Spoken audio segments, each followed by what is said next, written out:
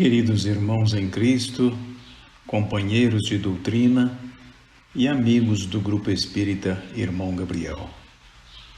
É com grande alegria que iniciamos o estudo de mais uma lição do Evangelho segundo o Espiritismo. Elevemos os nossos pensamentos.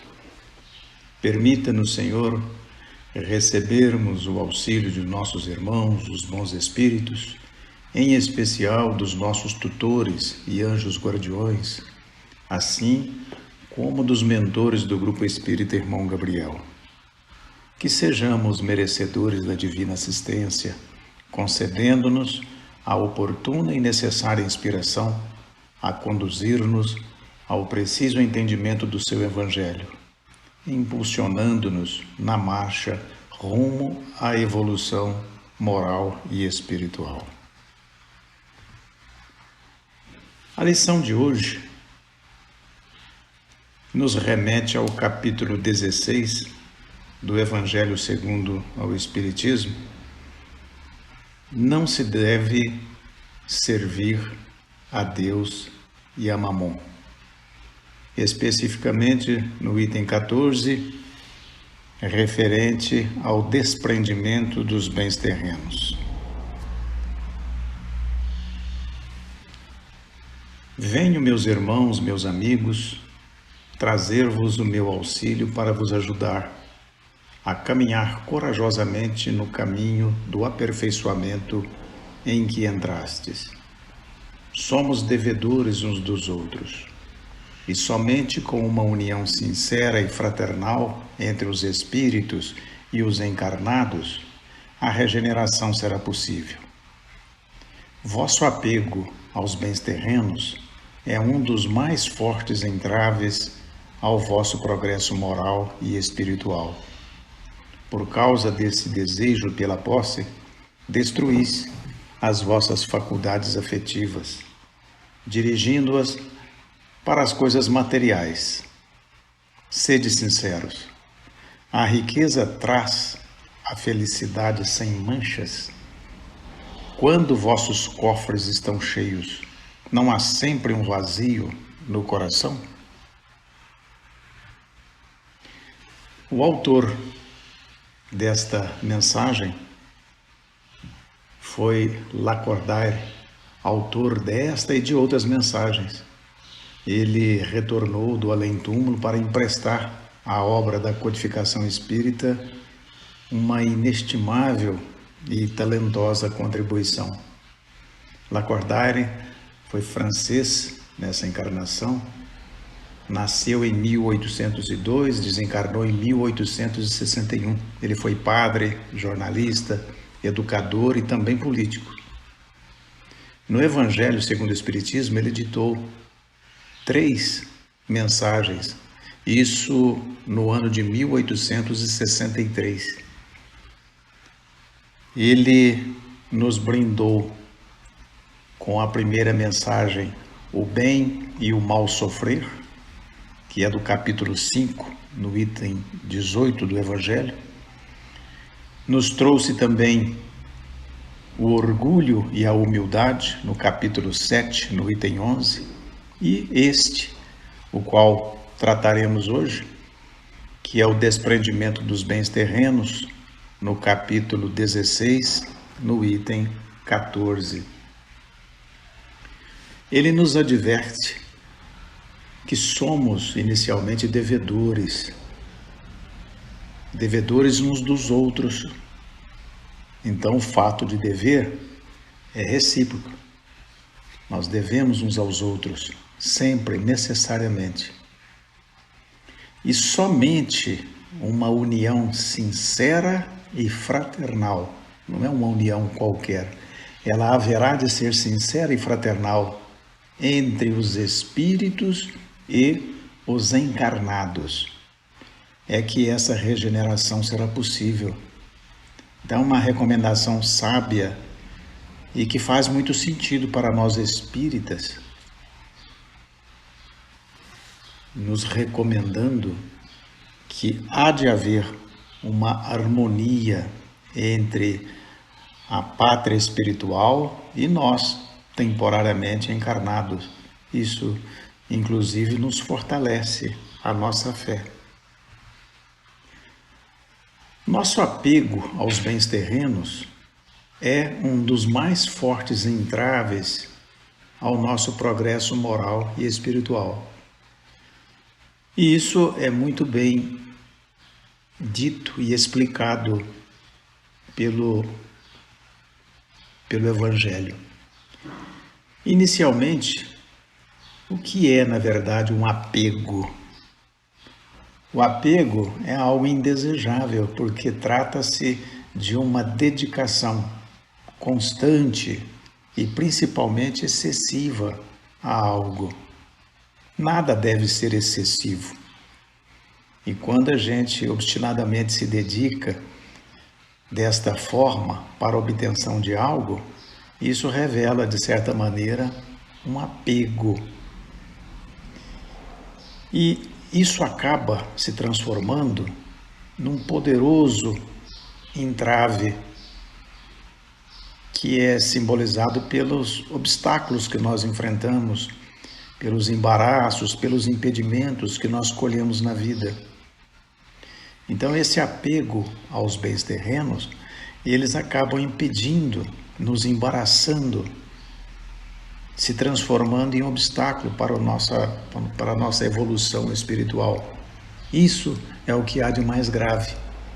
Por isso nós devemos nos esforçar muito para combater esse apego, nos educando, refletindo sobre as nossas atitudes, principalmente as impensadas, para que a gente não construa esses entraves, esses obstáculos para o nosso crescimento. Esse desejo pela posse, comum a todos nós, ele acaba por destruir as nossas faculdades afetivas e em direção às coisas materiais. As nossas faculdades afetivas nós podemos considerar que é a nossa capacidade de amar ao próximo. Coisa fácil de falar, mas muito difícil de praticar. E quando nós estabelecemos essa prioridade material, esse desejo pela posse, ele fatalmente sobrepõe o que há de mais nobre e acaba por destruir as nossas faculdades afetivas num foco do consumismo material e fútil, porque nós espíritas sabemos da validade desse consumo material. Agora, a futilidade corre por conta de cada um. Nós, enquanto encarnados, necessitamos sim do bem material, do seu consumo. O objetivo, a nossa missão como espíritas é nos educarmos para que a gente faça um consumo racional, focada em objetivos mais nobres. Da satisfação material, que é comum, que é muito natural e que é aprovada por Deus, há um apego que absorve, que consome a solidariedade e paralisa os impulsos de nossos corações a uma distância muito grande. E é isso o que está sendo ensinado, sugerido à nossa reflexão. Uma coisa é a satisfação material, a outra, bem diferente, é o apego a isso. Chico Xavier, ele nos deixa uma mensagem muito interessante, como sempre, referente ao tema. Ele diz: o problema do homem é o seu excessivo apego ao que é transitório. Sem dúvida, ele deveria olhar mais para dentro de si do que no espelho. Falta-lhe desenvolver o senso da eternidade. Quanta sabedoria, O que Chico Xavier está nos dizendo é exatamente isso que nós vimos refletindo, Devemos considerar que o problema está no aspecto de ser excessivo não uma manifestação da necessidade que é comum a todos. E que nós devemos desenvolver em cada um de nós esse olhar interno. E é contrário ao que nós fazemos com frequência, né? De que é o nosso olhar excessivo ao espelho, onde projeta necessariamente o nosso egoísmo, as nossas vontades, as nossas particularidades. Essa distância, ela vai da avareza até a prodigalidade exagerada, que ambas são demonstração de equívoco. Nós não devemos primar nem pela avareza e também não pela prodigalidade, desde que ela seja exagerada. Um escritor italiano, Paolo Mesgasa, ele nos trouxe uma frase muito interessante. Ele disse: entre a avareza e a prodigalidade encontra-se a economia, e esta é a virtude que o homem honesto deve praticar. Então, ele está combatendo exatamente os extremos, o radicalismo, né? Nem tudo contra a avareza, mas nem tudo também a favor da prodigalidade. Há de se haver um ponto de equilíbrio, e que ele denomina que trata-se da economia, e que aí, entre os dois extremos, ela se transforma em virtude, a virtude do homem honesto. E é isto que nós, espíritas, devemos buscar a prática. Há uma outra frase de um outro pensador, que eu não busquei a identificação. Ele diz que é por causa da avareza ou estupidez do homem, e não por rispidez ou severidade da natureza, que temos pobreza e trabalho excessivo. Ou seja, quem deforma e desequilibra tudo somos nós. É a nossa avareza, a nossa cupidez, porque no que depende da natureza, nós temos tudo na medida certa. Nós temos agido como o ponto de desequilíbrio e fomentando toda essa gravidade, essa carência, pelo menos aparente, né, de material. Tanto a riqueza vinda de nossa família, como aquela que é ganha com o suor do nosso trabalho, nunca devemos esquecer que tudo que vem de Deus, a Ele deverá retornar. Nada nos pertence na terra, embora a gente use tanto, né, esse pronome possessivo. É o meu, é o nosso. A gente gosta de utilizar isso com relação às pessoas que gostamos, aos materiais que possuímos. Nós temos sempre essa preocupação em estabelecer esse pronome possessivo. Nada nos pertence sobre a terra, nem mesmo o nosso pobre corpo. É bom que a gente saiba que a morte ou a desencarnação para nós espíritas, ela nos despoja dele, assim como de todos os bens materiais.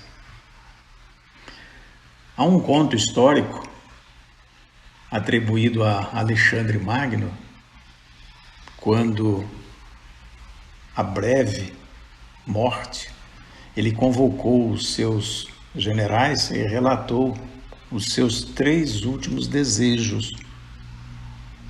E um de seus generais, admirado com o conteúdo desses desejos que ele manifestou, ele perguntou a Alexandre quais as razões, e ele assim explicou. Ele recomendou inicialmente que seu caixão fosse transportado pelas mãos dos médicos da época, para mostrar a eles, médicos, que eles não têm o poder de cura perante a morte. No segundo pedido, é que fosse espalhado no caminho até o seu túmulo os seus tesouros conquistados durante a vida na terra. Todos os tesouros, prata, ouro, para que todas as pessoas pudessem ver que os materiais aqui conquistados na terra não pertencem a ninguém. E por último, ele pediu também que as suas duas mãos fossem deixadas balançando do lado de fora do caixão, à vista por todos, para também que as pessoas pudessem ver que de mãos vazias nós viemos e de mãos vazias nós voltamos. É para que a gente possa concluir que nós somos administradores e não proprietários. Que nós não nos enganemos disso. Deus nos emprestou e empresta, mas estabelece também que nós devemos restituir. Nós não somos os donos dos nossos recursos, somos apenas administradores do dinheiro que Deus nos permitiu ganhar. E às vezes a gente se empodera, se enche de orgulho para ostentar tanta coisa que tem sua origem na benevolência divina e não apenas nos nossos méritos, né? Tão pequenos e tão supervalorizados por nós. Deus nos empresta e impõe a condição. Ele nos empresta os recursos, mas estabelece: ao menos o supérfluo seja revertido àqueles que não têm o necessário. Olha que recomendação fantástica, né? Para que a gente não se ensoberbe e utilize com dignidade os recursos recebidos, ele estabelece que pelo menos o supérfluo, ele não está dizendo do necessário, aquilo que nos sobra na mesa, que ele possa ser revertido àqueles que nada têm. Chico Xavier, ele faz algumas citações sobre o supérfluo e o necessário. Ele diz: uns queriam um emprego melhor, outros apenas um emprego. Uns queriam uma refeição mais farta, outros apenas uma refeição. Uns queriam uma vida mais amena, outros apenas viver. Uns queriam ter pais mais esclarecidos, outros apenas ter paz. Uns queriam ter olhos claros, outros apenas enxergar.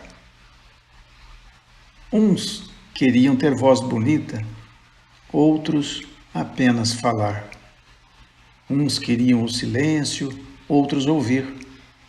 Uns queriam um sapato novo, outros apenas ter pés. Uns queriam um carro, outros andar. Uns queriam o supérfluo, outros apenas o necessário. Essa mensagem de Chico Xavier diz que a riqueza, na verdade, ela depende do que nós buscamos na vida.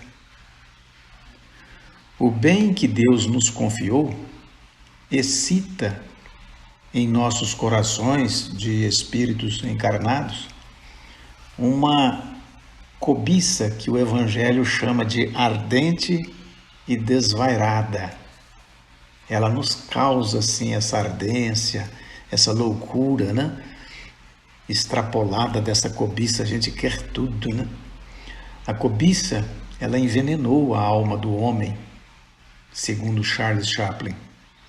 Levantou no mundo as muralhas do ódio e tem nos feito marchar a passo de ganso para a miséria e os morticínios. Olha que constatação interessante, né? E dizem que Charles Chaplin era ateu, mas A sua lucidez nessa frase nos põe a pensar. O nosso dicionário ele trata a cobiça como um desejo desmedido pelo poder, pelo dinheiro, pelos bens materiais, pelas glórias. É uma ambição e ela pode acabar com amizades, comprometer todo um relacionamento, né? É uma vontade intensa de conseguir tudo, é uma obstinação. Queres ser rico? Pois não te preocupes em aumentar os teus bens, mas sim em diminuir a tua cobiça. Olha que recomendação interessante. Isso está na internet, não cita o autor, pelo menos onde eu busquei, mas eu achei assim muito coincidente com os princípios espíritas, né? O que é a riqueza? O que Chico Xavier disse anteriormente, o que Charles Chaplin também colocou. Não nos preocupemos em aumentar os nossos bens, mas em diminuir a nossa cobiça, porque se nós não temos a cobiça como o nosso móvel principal, nós nos sentiremos ricos sim, sem essa necessidade, sem essa volúpia de consumo que nos acomete. Reflitamos o nosso apego desmedido a uma fortuna perecível e tão passageira como nós mesmos, que um dia teremos de prestar contas. Segundo Dalai Lama, os homens perdem a saúde para juntar dinheiro, depois perdem o dinheiro para recuperar a saúde. E por pensarem ansiosamente no futuro, esquecem do presente de forma que acabam por não viver nem no presente nem no futuro. Vivem como se nunca fossem morrer e morrem como se nunca tivessem vivido. Esquecemos que pela riqueza fomos investidos do caráter sagrado de ministros da caridade na terra. É o que está na literatura espírita, nos evangelhos. Para sermos os administradores inteligentes. A pergunta é, será que nós nos esquecemos disso, né? Desses desígnios? A recomendação, amai-vos uns aos outros, a solução do problema para o uso das riquezas. Aquele que se acha animado, motivado do amor ao próximo, ele tem aí já traçado a sua forma de viver, é o seu projeto de vida. Está na caridade a melhor forma de se usar a riqueza. E a que mais agrada aos olhos de Deus. Não nos esquecendo de que Ele também nos concedeu o livre arbítrio. Portanto, a caridade é a maior das virtudes. Não somos obrigados, mas a recomendação é muito clara. O que seremos, pois, quando usamos apenas em proveito próprio o que nos foi confiado?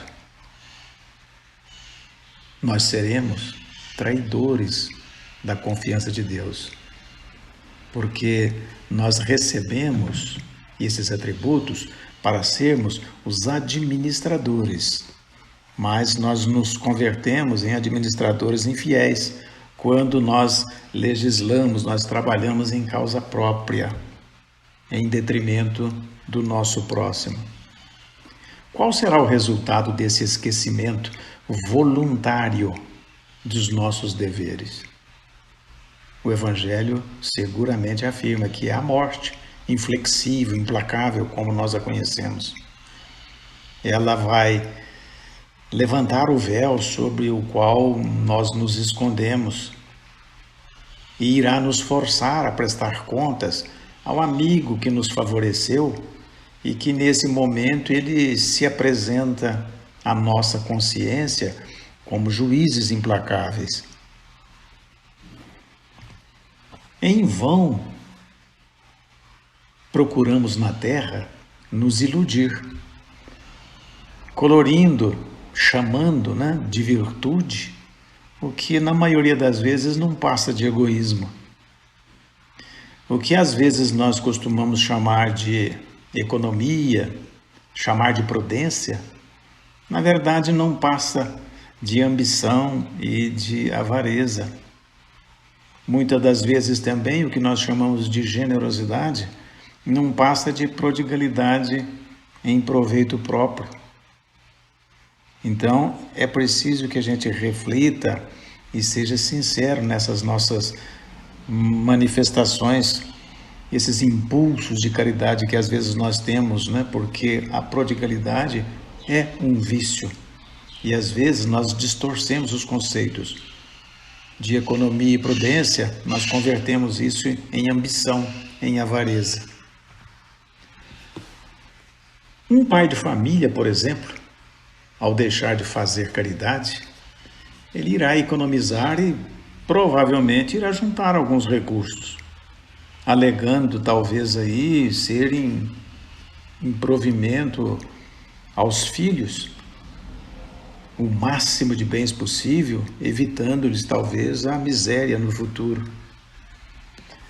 Nós podemos considerar isso justo, paternal, e ninguém censura esse procedimento. Mas o questionamento sugerido pelo Evangelho é: será realmente esse o único objetivo de quem adota esse comportamento? Não poderia ser, em muitos casos, uma desculpa à própria consciência para justificar aos próprios olhos e aos olhos do mundo o seu apego pessoal aos bens terrenos? Muitas das vezes nós agimos assim. Nós nos escondemos de um objetivo mais nobre, que é cuidar dos filhos, que é se preocupar com a prole, mas na verdade tudo é centralizado nos nossos objetivos, na nossa vaidade pessoal. Esse é o alerta trazido pelo Evangelho. Reflitamos, pois, as nossas atitudes envolvendo os bens terrenos em nossas vidas, principalmente como espíritos espíritas temporariamente encarnados e que a qualquer momento, não sabemos o número da nossa senha, né? Nós deveremos deles prestar conta, considerando principalmente as orientações trazidas a nós pela doutrina espírita. Isso nos compromete muito, porque nós não somos mais desavisados. Nós somos espíritos, espíritas e sabedores do que se recomenda, com uma prova muito consistente da validade de todos esses princípios trazidos por nós.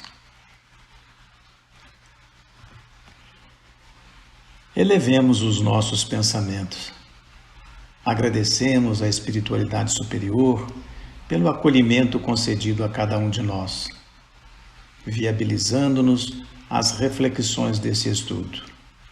Que a divina luz nos possibilite o aproveitamento das valiosas lições a nós dirigidas, que elas possam se irradiar entre nós, atingindo as demais instâncias sociais, no sentido de inspirar a todos no combate ao orgulho e ao egoísmo.